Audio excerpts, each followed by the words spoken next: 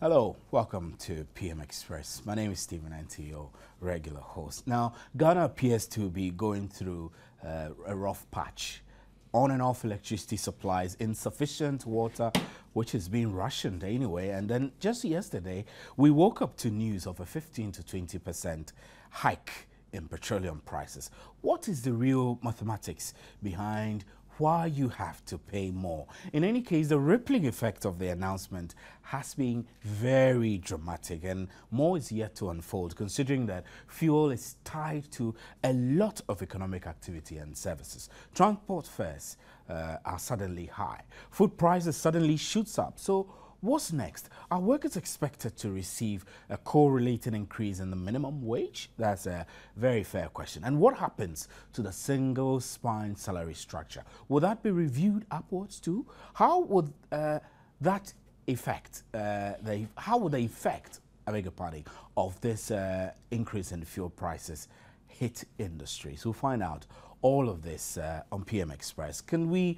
afford to maintain our standard of living? We're expecting Alex Mould in the studio tonight to have a chat through this issue, and then we are going to pitch him with here in the studio with the TUC General Secretary Kofi Asamoah, who is also yet to come. But here in the studio right now, we have George Ofori, who is the president of the Ghana Union of Traders, GUTA. He also has a finger in this particular pie. So we'll see whether we can take it apart. As usual, whatever we discuss here on PM Express affects you directly. So let's hear your thoughts on our Facebook page. You can go to our facebook.com, Joy News on TV. We're also on Twitter. Our handle is Joy News on TV as well. And then you can reach us by text 1760 or on WhatsApp if your phone is or your tablet is close by you. Our WhatsApp number is 0544334722. We'll take a quick break, and when we return, we'll launch into the discussion. Stay with us.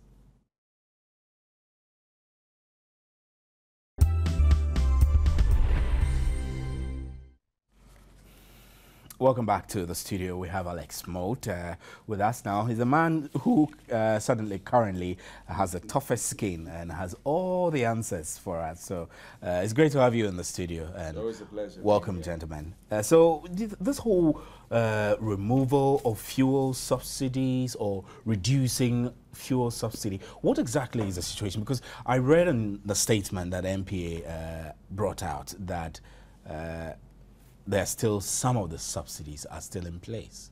Yes, as we speak, the cost of bringing petrol to the stations is about 221 pesos. As you know, we were paying 170 pesos before per litre, and currently we're paying 205 pesos per litre. So there's still a subsidy of about 16, 17 pesos per litre on petrol. If you look at another product like premix, it costs about 199 pesos per litre to get it to the fishermen, but they are paying only about 55 pesos. So there's about a 72% subsidy still on premix. So various products have various subsidies still on them. Okay, so I mean, tell me, in total, how much was it going to cost if government maintained the full subsidy for? Well, we base our calculations on $115 crude oil, and also on an exchange rate of 2.0 for the average of the year for 2013. And this was going to give us a subsidy if government kept prices where they were prior to the 17th of February. Subsidy would have been 2.4 billion Ghana cedis. As you're aware, last year we spent about 1 billion Ghana cedis on the subsidy. So, in real terms, did you foresee this coming? I mean, I know that the whole debate of fuel subsidy has been in the media discussion for a while. As MPA, did you foresee this coming, or did you make an earlier recommendation which was not? Well, we make a recommendation every 2 weeks, and every 2 weeks when we do the calculation, government comes in and says they will subsidize. Government, NPA is in virtually a discussion with government every week on payment to the suppliers, because as you are aware, we pay 170 pesos, and the government has to pay the difference, which was at that time about 51 pesos to the supplier. And if these payments don't come on time, the suppliers will not be able to pay their banks. And if they're not able to pay their banks, their suppliers will not be able to give them fuel. And that will cause low stocks and shortages, and there will be queues in the country. NPS mandate is to make sure that we have fuel at all times in the country, and that it reaches the consumer at an import parity pricing mechanism. That means full cost recovery to the supplier. But that means that if government doesn't want to pass on the increases in prices to the consumer, then government has to step in and subsidize. And this is where the subsidy comes from. Mm. So what exactly happened on Sunday when the 15% to 20% increase was announced? Was it the removal of subsidies or just the passing on of the realistic fuel price? It was removal of the subsidies because we've been paying the realistic price to the supplier, but we, the consumer, have not been paying the full cost, like I said. Over the year, government has been paying the subsidy, and that is why in 2012, government the total subsidy came to 1 billion Ghana cedis. And from the MPA's perspective, we just wanted to find out from government whether they will be able to continue the subsidy. So we did the calculation and gave it to them. And as you know, they're doing the budget right now. And I think they came to a conclusion that they wouldn't be able to cough up the total 2.4 billion based on their revenue and cost estimations. So they came up with a realistic number that they would be able to afford, which was about 400 to 450 million Ghana cedis, which will be the subsidy that they will be paying this year. So if prices go up again, we may experience another increase in price. Or if so government decides, time. Yeah, if government decides that no, they won't be able to afford the amount, then we'll see another increase in prices. Switch of the prices, whether it be petrol, diesel, LPG, kerosene, or premix, it will be left to government who will decide on which product they would like to subsidize. So were there no other options available to government, like hedging, for example, that could have been used in perhaps helping stabilize the cost of fuel for the average Ghanaian, really? You see, what hedging does is it protects you from future increases. But if you are at a certain price, you have to pay that price at that time. What government could do is government could say that they would like to be protected above, if crude oil goes above $120 per barrel. And that way they would have to pay for the hedge. It's an insurance policy you take, you pay for it, and if prices go above, you get some cushion coming from the hedge. But if prices stay at 115 to 120, you still have to pay the price. So it's only after a certain price that you hedge. You don't hedge at the money, which is at 115. You hedge a little ahead so that the premium is not high. And you hedge because you want to be protected from surges in the commodity price above a certain number that you cannot afford anymore. Have we hedged before as a country? We have. And was it successful? Well, a successful hedge means that you get protected if there are hikes. If there are no hikes, then basically you have paid for a hedge, but you did not need it at that time.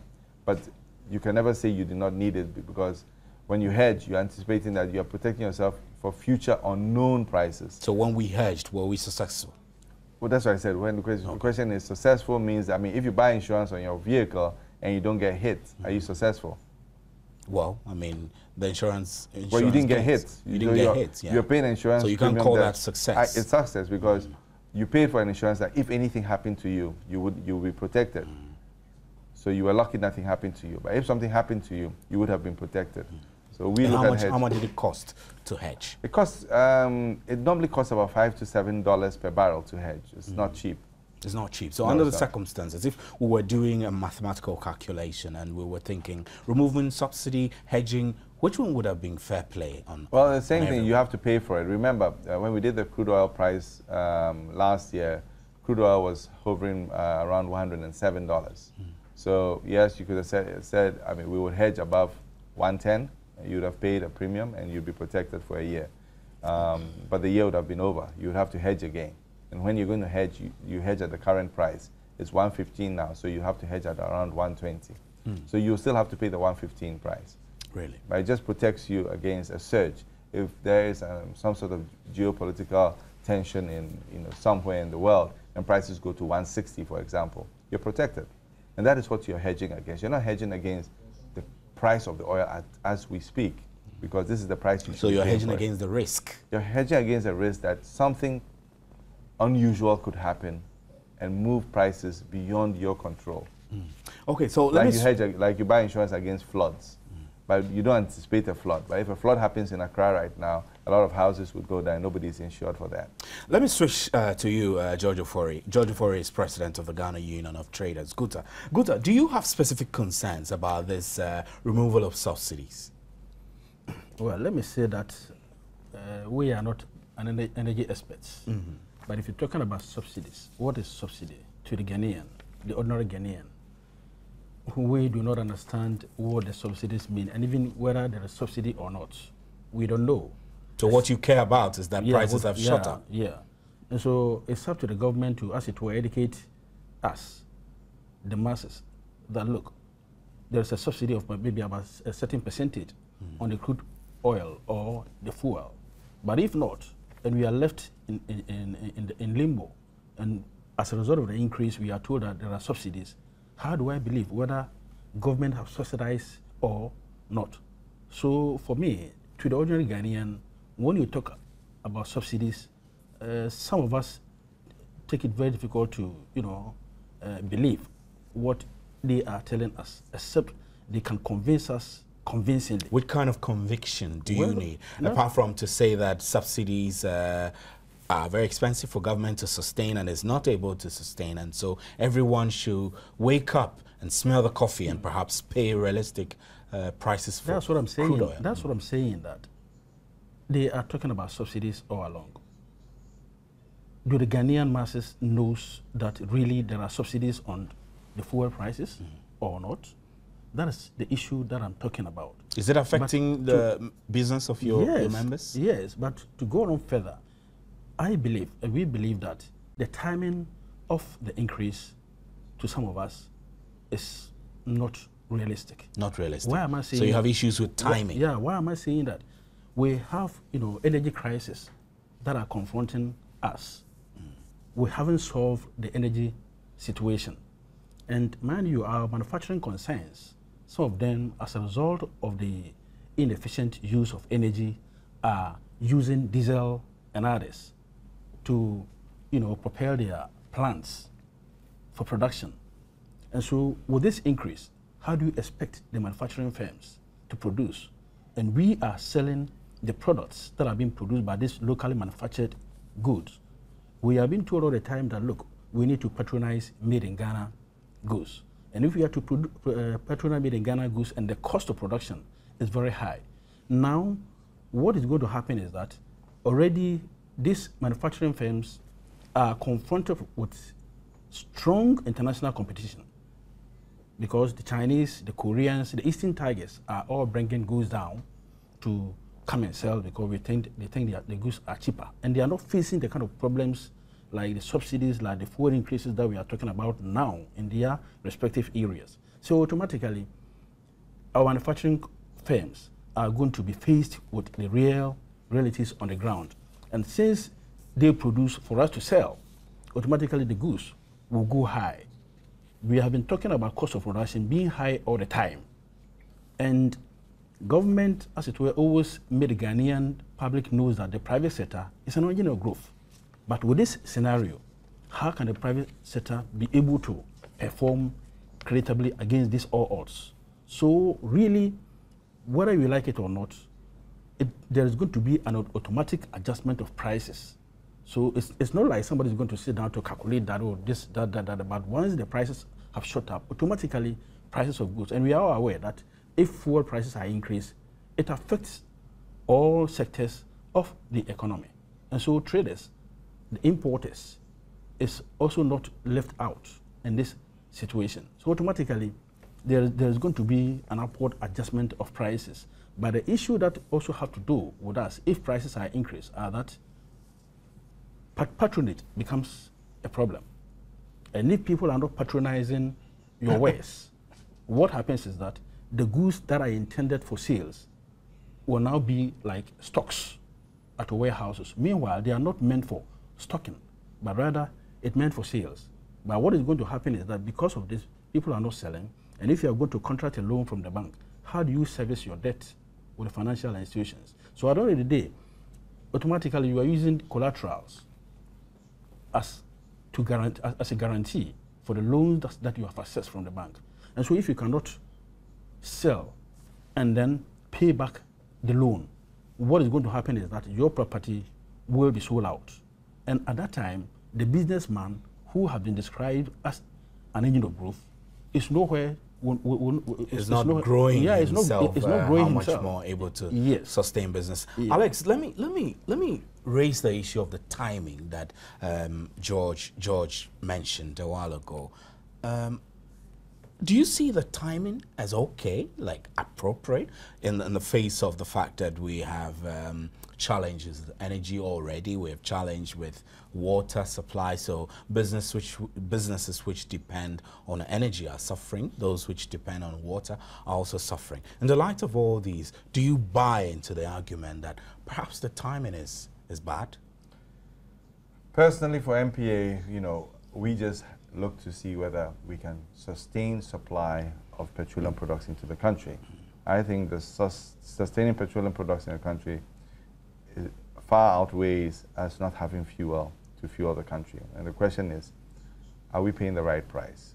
Or if we're not paying the right price, can government afford it? So the real question goes to government, is the affordability of the subsidy. And I think 2.4 billion stretches the amount of revenue they are getting, which basically is far outweighing the costs. So I think a decision was made that says that this is the amount that we can subsidize. What government does is government looks at the total revenue they get. They get from they get from taxes, from personal taxes, corporate taxes, royalties. The total revenue is then put in a pot and say, well, how are we going to spend this? We have the wage bill, we have various programs that we're going to do. Now, when they look at the total revenue versus the total costs, they then see whether there's any excess for subsidies and things like that. If there's no way we can get more revenue, how are we going to finance the subsidies? Is it going to be through debt? Are we going to increase the debt bill just because we want to subsidize petroleum products? The real question here is, where does government want to focus its subsidies if it wants to subsidize? And this is where I think AGI, TUC, and all other stakeholders have had discussions with the government on that. I believe that the government has looked at various sectors and they are putting together certain mitigating programs. You wouldn't be able to talk us through those mitigation programs. But if mitigation programs are in place, would that have anything to do with your work? No, it wouldn't. It would have to do with the Ministry of Energy. For example, they're looking at for kerosene. Kerosene is a product that is used to adulterate gas oil. It is meant for areas that do not have electricity. So they're looking at alternatives, solar lamps. So there's going to be a program to buy solar lamps to send there so that we can reduce the use of kerosene, so that we can remove the subsidy on kerosene totally by the end of this year. That program is going on by the Ministry of Energy. We're also looking, the real reason why we subsidized LPG was to make sure that the 3 northern regions had LPG. Currently, the 3 northern regions only use 3% of all the LPG brought into the country.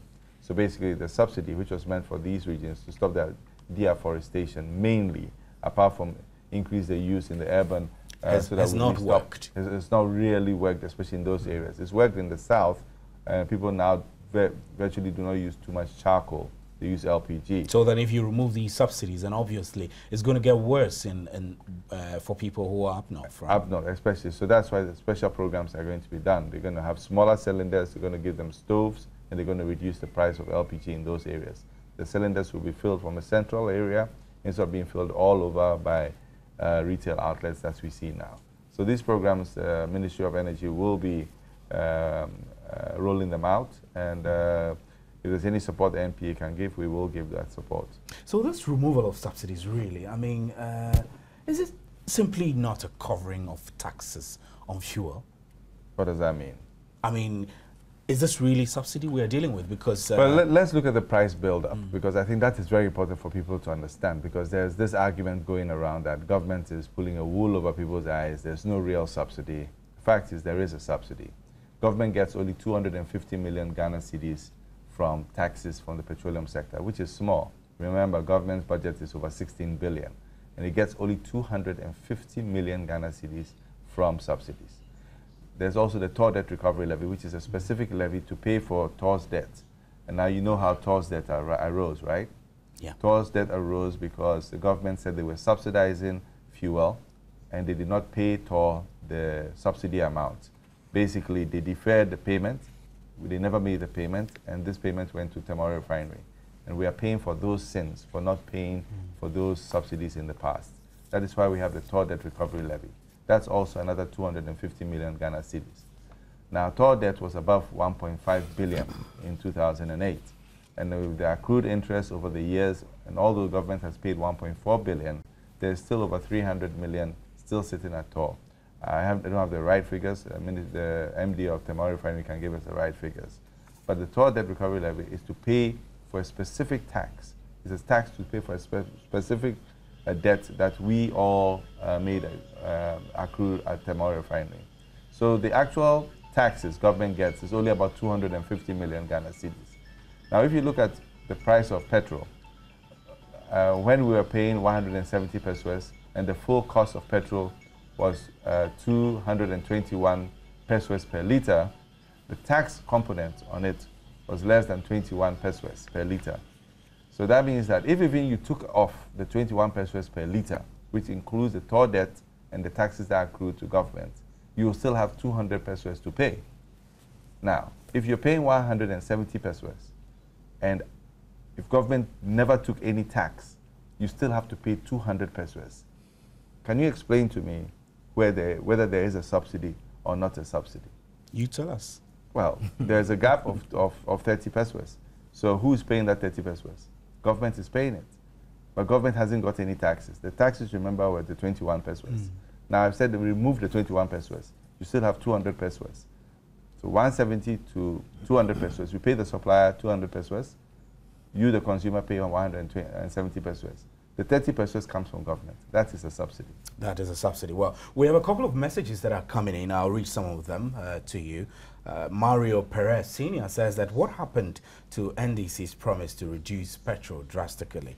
Was that a propaganda tool to throw that into the eyes of Ghanaians? Nana Safo Baumia Ghana says the government told us that people are smuggling our petrol to our neighbors because it is cheap, so they have to increase it. And what did they do when Anas made us know that our cocoa is to be smuggled outside due to low prices? Did they increase the price?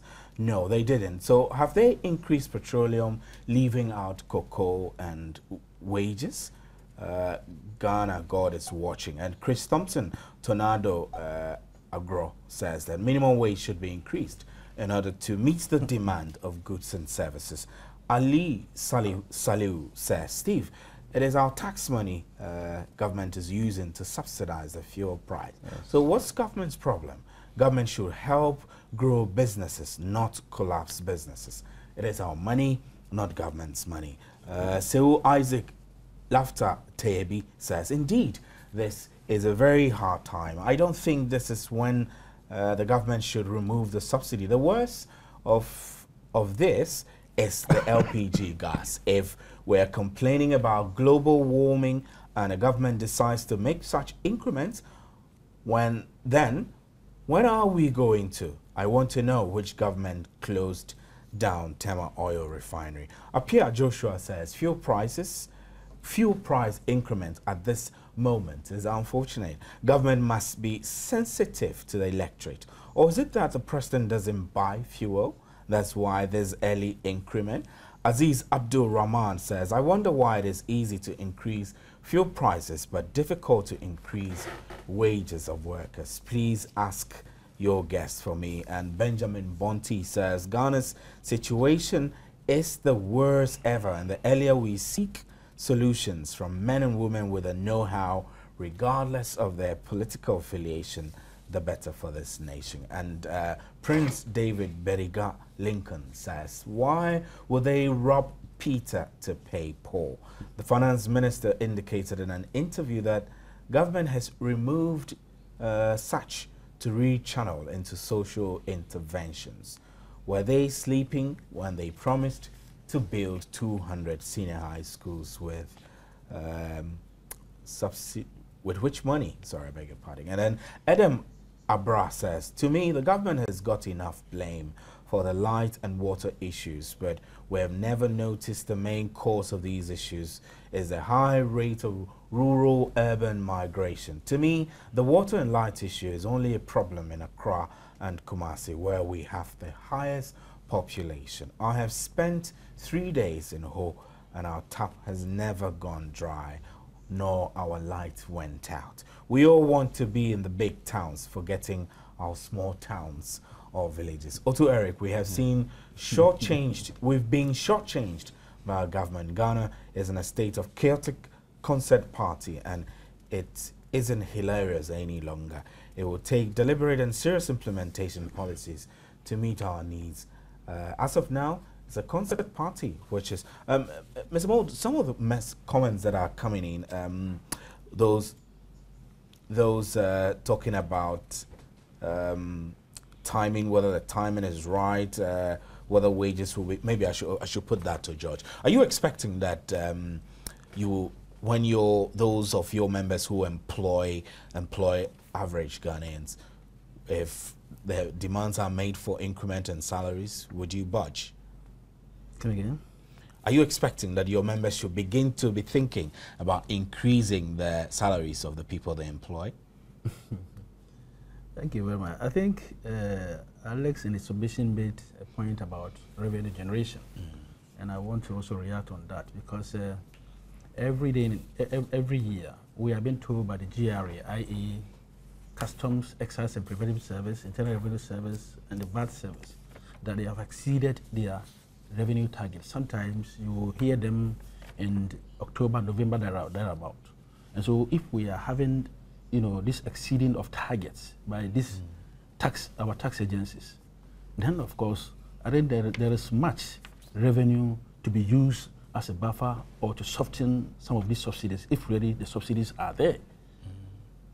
But you heard the explanation that there is a subsidy. Yeah, so it's not an issue questioning whether indeed government is paying subsidies on fuel or not. But then once we are being told that they always exceed their targets, I believe that it could be used to soften the plight of Ghanaians and have some sort of mitigation from some of these measures. Because the moment you increase fuel, it affects every sector of the economy. You cannot take it away from anybody.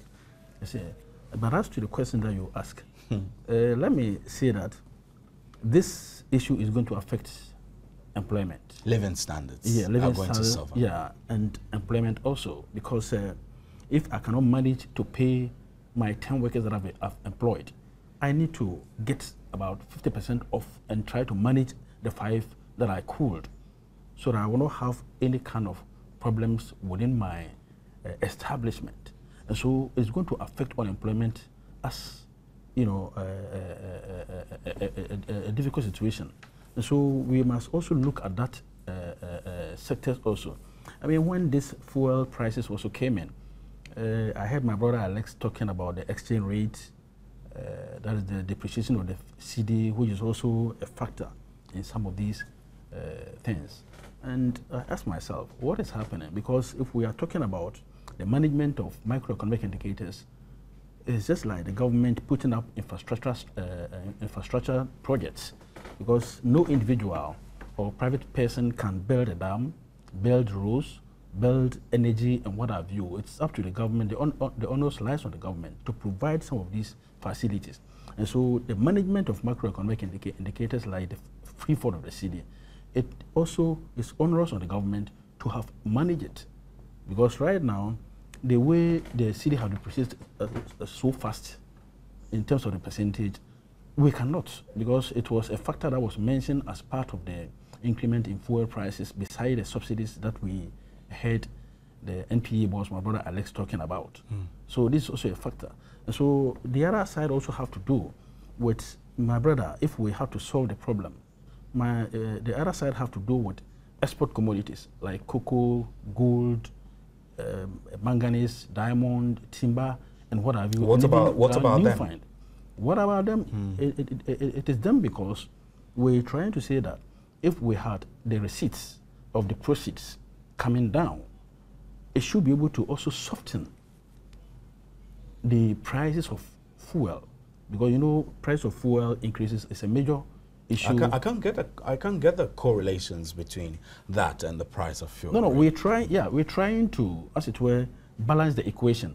And so if we have proceeds from exported commodities like what I've already mentioned, and there is this problem, I mean, we can also use those areas to, as it were, solve the problem of the subsidies, as Alex is making us believe.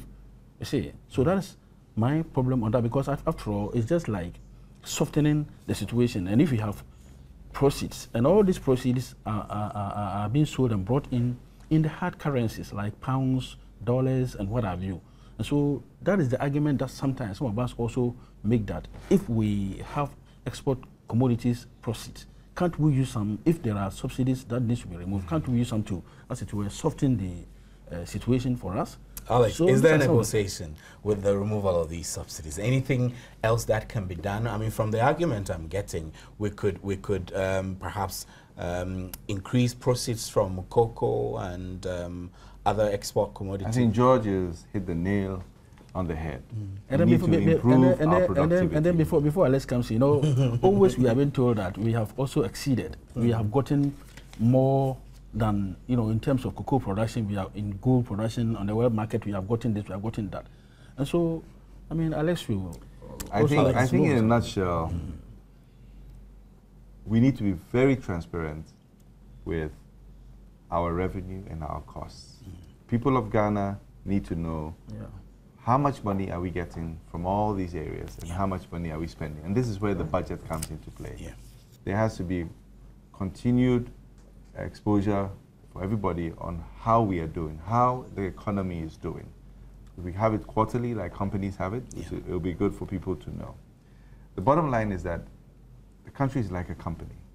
You have revenue coming in from taxes, revenue coming in from royalties, revenue coming from all other areas. Then you have your costs.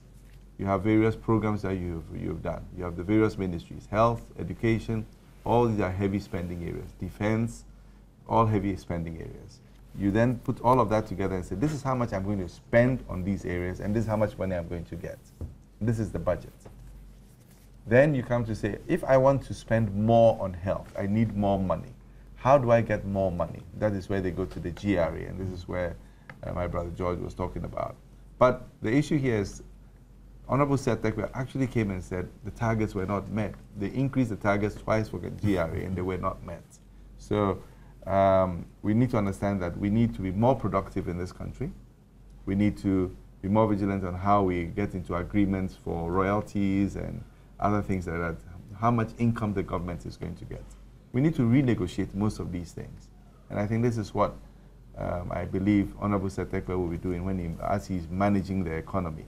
His job is to manage the economy. And like my brother George said, we have to look at see how we can stop the free fall of the city. A lot of measures have been put in place, which is good. It has actually stopped the city from falling. Now, how do we get the city to appreciate? Because in 2012, the city was at 1.54 when we did the price build-up. It's now 1.89. It could have gone further, but it's been stopped at Bank of Ghana by 1.89. And the one thing George was talking about was the exports. The more we export and the less we import, we have a trade deficit, which is shrinking. But our trade deficit is increasing. We are importing all sorts of things, carcass into this country. Everything is being imported. But if you allow Chinese to a lot of second-hand goods which you will not even, crap is being imported into this country. We should now, as a country, decide what do we want to import? How do we make our manufacturing sector So all of these strong? will have an effect. How do we in the make our long manufacturing strong? How do we target some of these subsidies to these areas? But if we have a free-for-all subsidy, like fuel, which is not targeted, you're buying fuel cheap, I'm sure you can afford it. I'm buying fuel cheap, you're sure I can afford it. But there are areas that cannot afford these things. What should have been done to ensure that these subsidies go to the right places? Is that what Those you are the suggest? programs. These are the programs, yeah. the mitigating programs that have to, but as well. But they haven't been rolled out, so you can how tell can us we about make them. sure our manufacturing sector is competitive? That's another area we should look. Should we give them incentives such as tax breaks and things like that to make them competitive to the imports? Or should we, like Nigeria, put high tariffs on on imports so that we grow our local industries. But at the same time, should we protect our local industries who are inefficient by putting tariffs on imports? These are some of the economic things that the think tanks, the policy advisors, who will be advising the president what we should do. So is this fuel situation ever going to get better, considering that one, where we have now become a fuel crude exporter? So we have crude oil here, we have a refinery here. Where is the mix? What are we not getting right? I think the bottom line, people should understand that this crude find that we have is a new revenue channel for the government. Not a new access to fuel? No, because you know that we have a revenue bill. And the revenue management bill says that when we sell the proceeds of the crude oil, the money should be spent in particular areas. If we want, as a country, to subsidize our fuel from the revenue we get from the Jubilee field, then we have to go and tweak our revenue management bill to say that the money can be used for subsidies. But currently, as we speak, that money is channeled for specific areas, infrastructure development. We have also the Heritage Fund and the Stabilization Fund. If it is not put in the budget, if this subsidy is not put in the budget, we have to look for new revenue sources to subsidize. So if the government wants to put 2.5 billion extra spending, that's how we should look at it. It is extra spending for the government in the budget. They have to look for revenue of 2.4 billion to cushion that extra spending. If they can't get resources that will give us that revenue, then government has to go and borrow. The real question to you is, should government borrow to subsidize petrol, or should government borrow to make sure we have roads, to make sure we have bridges, to make sure we have schools, to make sure we have hospitals? This is what Ghanaians should be talking about. Well, you're watching PM Express live on your Joy News channel on Multi TV. My name is Stephen Enti. I have George Ofori, who is the president of GUTA here. Alex Mould is MPA chief executive. He is also here. We're discussing fuel. Can you live without or with fuel? Send us a text 1760. Post your comments on our Facebook or facebook.com/Joy News on TV, and we're on Twitter as well. So our handle is Joy News on TV. And WhatsApp, you can send us a WhatsApp message by 0544 334722, and we will be very glad to read them. We'll take a short break. We'll be right back. Stay with us.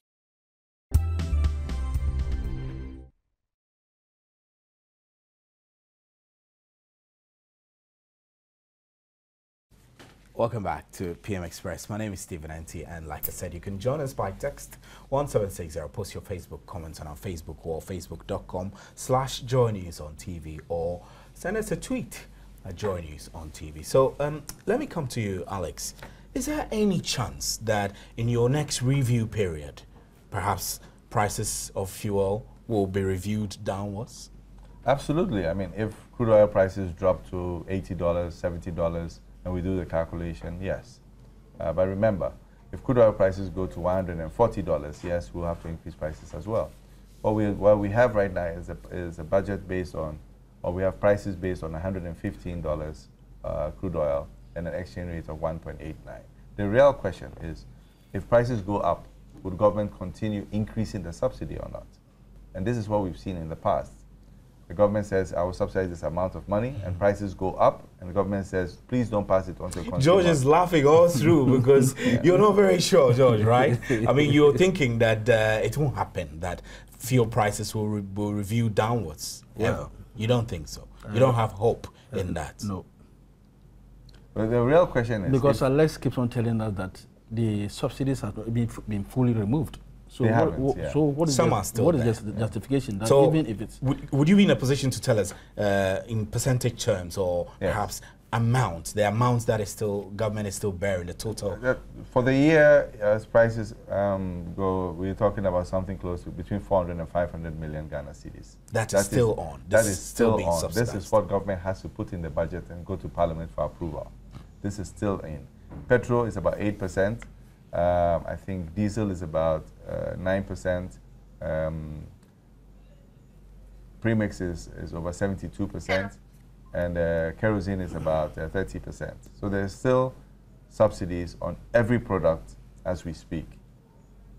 And so, I mean, if you look at the scheme of things, there are many people who question, we have found oil, we have enough reserve to be able to get our own gas, but we're still struggling. Are we ever going to get stable fuel supplies and perhaps at a reasonable price, and then gas also? You will get stable fuel supplies if you pay the right price of fuel. Because fuel is a commodity and it has a price. And you also believe that the subsidies fuel. are for the rich and average I income think group. They're enjoying more. The subsidies I mean, are on large, what calculation and it's or not on what targeted. basis? It's not targeted. It's That's not what I'm targeted. saying. I'm not saying it's for the rich or the poor. Okay. I'm saying it's not targeted. It is like a shotgun approach. We're subsidizing everybody. The real question is, where do we believe the poor and the vulnerable are, and we should target them? There are certain sectors that the government is still targeting. Premix, for example, there's been no increase in premix. This is for the fishermen. The fishermen use premix for their canoes and the outboard motors, and also for the farmers for their spraying. So there are some subsidies that are targeted, but petrol, diesel, untargeted. So, I mean, really, so what? Even if Tema Oil Refinery, TOR, the capacity of Tema Oil Refinery is beefed up, we still cannot resolve the problem of paying You still have to pay the right price. I mean, Tema Oil Refinery will have to take loans to beef it up, right? And how are you going to pay for the loans if you don't pay the right price? Is that another subsidy? So there is no way that we can run away from the fact that when you buy fuel, you have to pay There is the no right way prices. you can run away from not paying the right price for any commodity in the world, be it yam, petrol, Rice, water. rice. You have to pay the right price unless it is subsidized. So If it is subsidized, it means that government has allocated some of its revenue for that subsidy. What's the status of Tema Oil Refinery currently? My understanding is the Tema Oil Refinery has received some money from the government. They asked for a certain amount of money To do what? To do the debottlenecking of Tema Oil Refinery. Tema Oil Refinery has some problems. As you know, over the last 15 years, not enough money has been put in Tema Oil Refinery for maintenance. As you also know, Tema Oil Refinery has been laden with debt because government has not paid the right price to Tema Oil Refinery. When government said that they were going to subsidize Tema Oil Refinery, they left Tema Oil Refinery holding the bag of debt, and that debt was held at Ghana Commercial Bank. In 2008, we estimated that the debt was about 1.5 billion Ghana cedis. Government has so far paid about 1.4 billion Ghana cedis. However, because it was over 2008 to 2012, interest has accrued, and Tema Oil Refinery still has debt because interest has accrued and they have to pay the interest as well. So although government has paid 1.4 billion, out of the 1.5 billion which existed in 2008, interest has accrued and there's still debt on Tema Oil Refinery's book. Like I said, the toll debt recovery levy, the taxes we pay for every liter amounts to 250 million Ghana cedis. So that is not even enough to wipe the debt off in a year. And remember, whatever debt there is in Tema Oil Refinery right now is also accruing interest. So you have to pay the principal and you have to pay the interest. It looks very gloom, right? We're in, crisis. It doesn't look too gloomy if we use the funds that are supposed to be used by the Tema or the toll debt recovery levy to pay the debt. We can isolate the debt from Tema Oil Refinery and let that levy pay the debt and leave Tema Oil Refinery debt-free. Then we have to inject a lot of capital into Tema Oil Refinery to debottleneck Tema Oil Refinery. The shareholder, government of Ghana, has to make a decision. If it wants Tema Oil Refinery to operate, it has to make sure that Tema Oil Refinery is operating efficiently. To do that, a lot of work has to be done at Tema Oil Refinery, and a lot of capital has to be injected in Tema Oil Refinery to improve the processing in Tema Oil Refinery. We have to look at the boilers, we have to look at the steam room, we have to look at the actual operating units there. We have to make sure the instrumentation is right. All of these programs have been drawn up by Tema Oil Refinery's staff. They've done very good work in saying what they need to do to get it running. What we need now is the commitment by government to put the money into Tema Oil Refinery. So if Tema Oil Refinery is made to run at its optimum, what then happens? What benefits does that accrue to us when it comes to fuel efficiency? Well, one of the things that will accrue is that it will create jobs, and we will be assured of fuel coming from our refinery, but it will be at the same price. How would that be at the same price? If you were importing, finished products, finished petrol, diesel, and then you are refining them here, how come? Tema Oil Refinery is the not a calculation? very efficient refinery. So it's not. So what stops us from getting an efficient refinery? You need to buy. You need to upgrade the refinery. You need to spend a few $1 billion to upgrade it to become very efficient. The real question is, with the economies of scale, it's too small a refinery for you to spend that amount of money. You really may need to have a new refinery. So anybody who is going to come in to look at Terenoma Oil Refinery has to decide whether it is worth spending this amount of money, fixing Terenoma Refinery and upgrading it and making it larger, or building a new refinery, or deciding that it may not be profitable doing it here after all. We do have our own crude, but remember, we are buying the crude at the same price as anybody else is buying the crude, because we have partners and we have taken loans to fix Jubilee Field. And this has to be paid by the commodity. And like I said, crude oil is a commodity. It has a price. And that price is the price you and I will pay, if even you own it. You can then decide that some of the revenue you get from it, you can use it to subsidize products that are being sold. But you have said that you don't believe that government should be in the business of perhaps constructing a new refinery. Where does that put us all? If refining is a good business, private sector will invest in it. It's just like should government be in the business of doing sachet water? If it is a good business, private sector will do it. Isn't that right? So the real question is, why isn't private sector doing it? We need to look at that, look at the economies. Because it's capital intensive and the private sector cannot afford. They can afford it because private sector have built refineries all over the world. Private sectors, you work in the private sector. What's stopping the private sector from, for example, deciding to invest money into constructing a refinery? So we'll all save ourselves the hassle of going to import into Ghana finished products. It is capital intensive and no one can do that as a private sector in Ghana. There's no way a private sector in Ghana can just do this. We said the same thing about the telecom industry. But you see, Alex has made a lot of points. And you heard his point. Yeah. We've said the same thing about the telecom industry, and now the telecom industry is one of the biggest in Ghana. Yes. And my question here is to you is that we sold a profit-making organization, which was Ghana Telecom. Ghana Telecom was not making losses. It was a profit-making organization. But we sold it. So why don't you want to sell a loss-making organization? Mr. Fori. But with all these scenarios, may I pose the question as to whether we are having external pressures somewhere in terms of this fuel increases? It's a question maybe Alex will I mean, I know answer. The World Bank's position. Yeah, but again, if we are talking about a social mitigation process and we're talking about subsidies, the advanced countries or the developed countries who are already developed are even subsidizing for their people. And so why should another developed country like Ghana... Which developed country is subsidizing fuel? But I didn't know about that. I haven't heard about that. No, but in terms of even agric and whatever... Targeted subsidies. They are subsidizing them. But when you come to our country, another developed country like us, I mean, there is always the question of removing subsidies for us to pay realistic prices and others. And Alex did mention about what they intend doing as a result of the proceeds that will come from these increases, like solar systems and whatever, to serve the villages and what have you. You see, I have a little difficulty because, you know, PURC, Ghanaians are complaining too much, and PURC against the utilities, like water and ECG. And the PURC, these utilities came out and said that they want to be efficient and effective if they recapitalize. You see, but as soon as those budgets are given to them, we still live in darkness as we are experiencing now.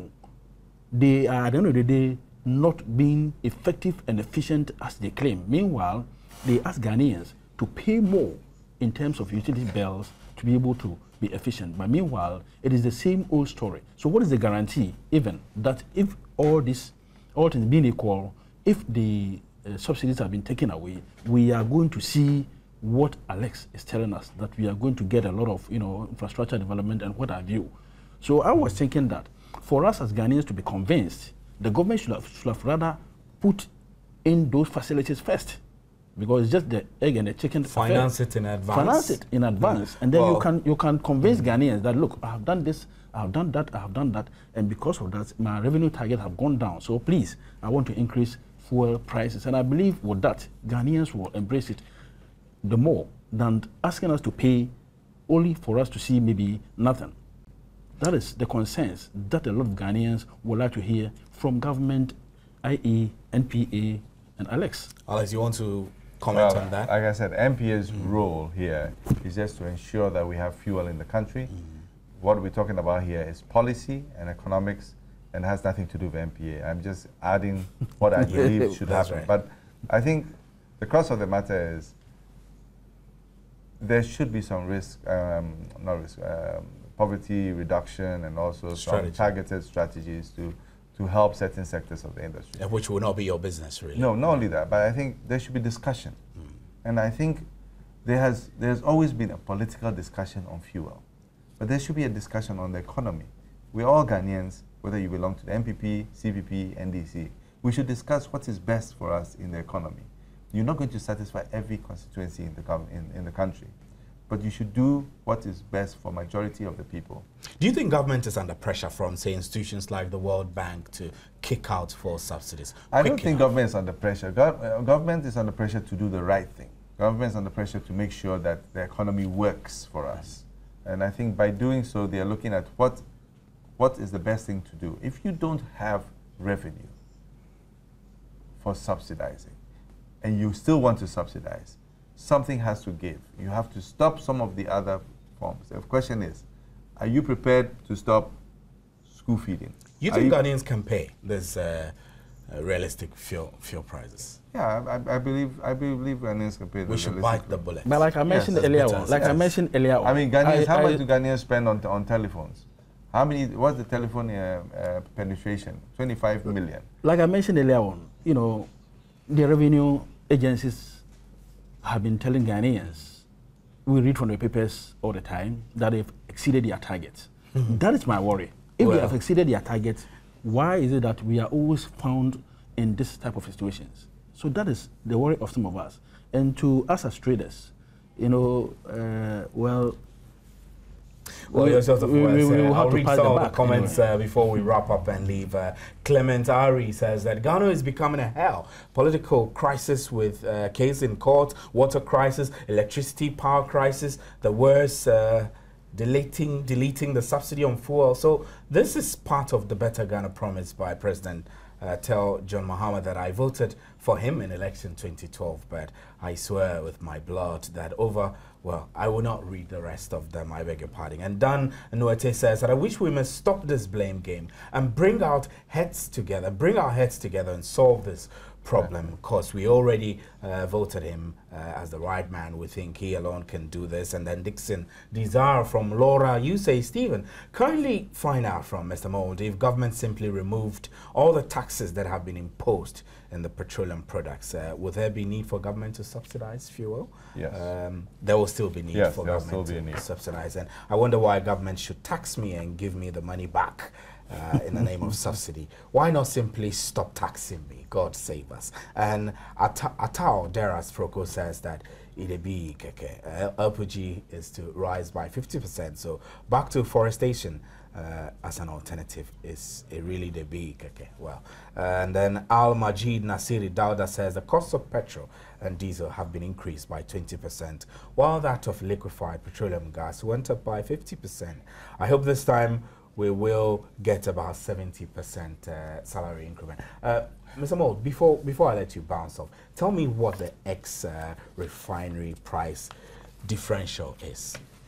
Well, the ex-refinery differential will be the difference between the full cost and the current cost. The full cost is, for petrol, is 221, and the cost we are paying is 205. So the ex-refinery differential is negative 16 pesos. And I remember that That means that government is subsidizing. right. That means that we have to put 16 pesos in their account to make it zero. This is negative. So what happens? I remember that there was a court ruling ordering the MPA to remove what they termed illegal ex-refinery price differentials. Well, from the court ruling said petroleum. that we needed to get it regularized by getting Parliament to approve it. Parliament did approve it because the price stabilization margin is exactly what it is. It stabilizes the price. Now, if the price goes up and down, the stabilization margin will also go up and down.